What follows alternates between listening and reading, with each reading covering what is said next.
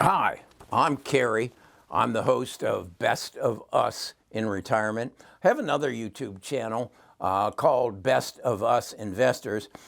I'm a retired financial advisor. I've been in the stock market for many, many years. I've done well in the stock market, so I share my ideas there at Best of Investors.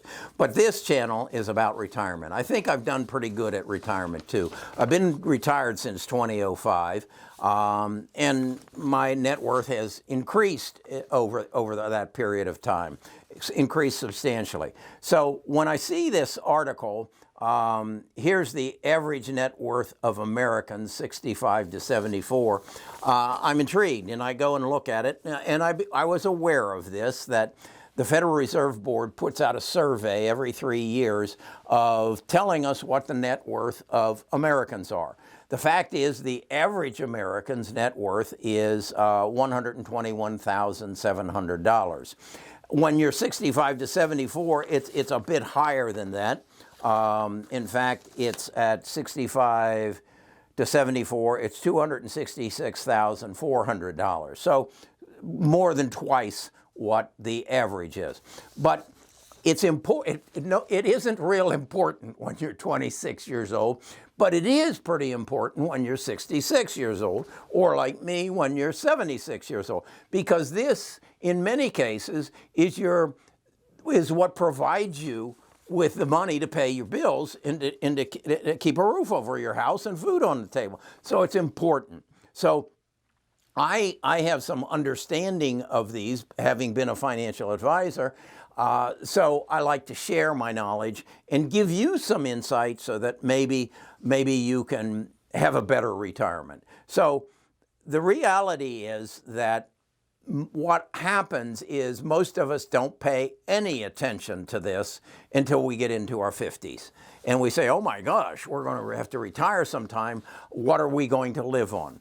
And that's when we start getting involved in it. So I thought I would do a study of people with between the ages of 55 to 64, who the government says their average net worth is $212,600, and they actually show you the median net worth and the average net worth. And I may have said average, but I mean median. The average of a 54 to 64 is actually $1,175,000. That's pretty high.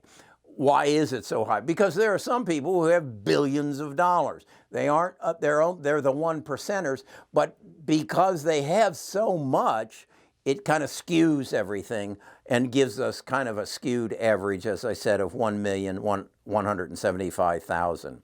But the median is 212,500. So what I thought I would do was create a spreadsheet and say, okay, what might that net worth look like? And there are a number of categories that make up your assets and a number of categories that make up your liabilities. So let's look at a fictitious that nets out at $212,500.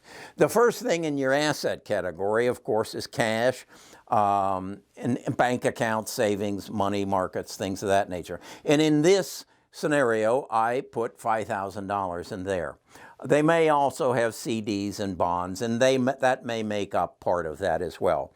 Then I said they had a health savings account. This is something that's relatively new. When I was in the financial planning business, this just started. So I put there that they had about $3,000 in that. And then they had investment accounts. This would be their brokerage account, or if they had a 529 college plan. These are taxable investments that if you leave them alone, they grow, and you only pay taxes on when you sell them, and you either pay short-term or long-term capital gains. Short-term if you held the asset less than a year, long-term if you held the asset more than a year. Then the retirement accounts. These are tax-deferred accounts. In other words, you you put money in them, and then they grow tax deferred. And those are IRAs, 401ks, and 403bs. There I said this was a big part of, they had 43,000. Okay, then they had the life insurance policy. A lot of people don't consider that as an asset. You have cash value within that life insurance policy. I said it wasn't a large life insurance policy, so they had about $5,000. Then they had their vehicles, probably, no doubt, used vehicles. They had a value of $12,000. In many cases, they still have a loan against them, but it's an asset, much like your home is an asset, which is we put down at $240,000. That's the value of it. That's the asset value. It's not the net value. That comes into under liability. So this couple then has something in the neighborhood of $280,000 worth of assets. We then go down to liabilities. Their largest liability is probably going to be a mortgage on the house, and it's $55,000. Note I have 4%. If that's the interest rate that they're carrying on that loan. Then I have a home equity line of credit, which they don't have. If they did, it would probably be somewhere an interest rate of 3 to 3.5%. But they do have credit card balances of $3,000, and that's going to carry about a 21% interest rate. This is not a good thing. Then I also say they have some installment loans, personal loans, auto loans, and possibly some student loans for $9,500. This, again, is not a good thing because, again, we're looking at exorbitant interest rates. These are convenient lendings. These are not well thought out lendings, credit cards and installment loans and car loans. You want to shop those, and as I'll show you, you want to put them where they give you, where you can get a good interest rate. So our total liabilities are $67,500, bringing us to a net worth of $12,500. Well, the first thing I would advise these people to do is take out a HELOC loan. A HELOC loan stands for Home Equity Line of Credit. It is a loan you take against your home. Now, in this case, they had a mortgage of $55,000 and a home value of $240,000, so their equity in that house is $185,000. We need to take that credit card debt and that installment loans and car loans and roll that over into a home equity line of credit, because that $12,000 is costing them probably 20% or 21%, and it's only going to cost you probably around 3 to 3.5%, and that's going to save you about $2,000 a year. That $2,000 a year of savings then can go to add to your payment on your mortgage and get your mortgage paid off before you go into retirement. So that's what your net worth is made up of. What I would ask you to do is stop the video back there where I showed you this breakdown and copy these things down, and then sit down and make your statement of your net worth, and then go to the video I just did the other day of how much do you need to retire on, and you create a spreadsheet of what you have in assets that can produce income for you, as well as any Social Security or pensions or anything of that nature, and then project with that number of net worth what your retirement's going to look like. So that's my take on it. I believe that I think we don't think about this early enough in our life. We put it off until it's top of mind as we're approaching retirement. But I think it's essential that you focus, you become financially knowledgeable of your situation. The first thing, if you're not retired yet, the first thing I would encourage you to do is make a budget. Make a budget so you know every month how much you're spending. This is going to give you a good handle on what it's going to cost you to live in retirement. So when someone says to you, which they probably won't, what's your net worth, Gary? You know what your number is. And you know what your assets are, you know what your liabilities are, and you start managing your financial life.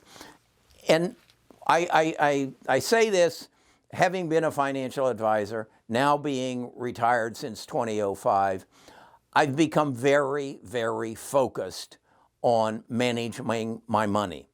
I know where every penny is spent.